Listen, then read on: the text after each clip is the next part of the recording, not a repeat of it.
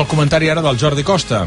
Ja sé que el Barça és el millor equip del món i que ha dominat amb mà de ferro els enfrontaments amb el Madrid dels últims anys, però així tot em costa d'assimilar fins a quin punt ha girat la truita perquè el madridisme celebri com una victòria un empat que els va deixar definitivament sense Lliga. Sí que entenc que els blancs facin una lectura positiva del clàssic de dissabte, tenint en compte que venien d'un 5-0 aclaparador i que ara es consideren com a mínim capacitats per intentar competir amb un Barça, això sí, en unes determinades condicions de partit. Unes condicions que converteixen el Madrid en un equip menor, que renuncia a proposar futbol per intentar impedir el del Barça, però que a canvi dona als blancs esperances de cara a la final de dimecres.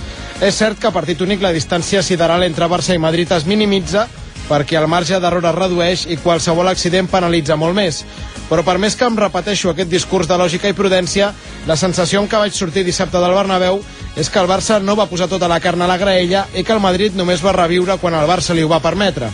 Vaja, que dimecres aniré a Mestalla molt més convençut del que ho estava fa 2 dies. És futbol i pot passar qualsevol cosa, però em resulta molt més fàcil creure en un discurs que en un antídot. I dubto que els antídots de Mou, tot i ser molt bons, puguin amb el discurs d'en Pep. Vaja, que la truita no té pinta que s'hagi de bellugar.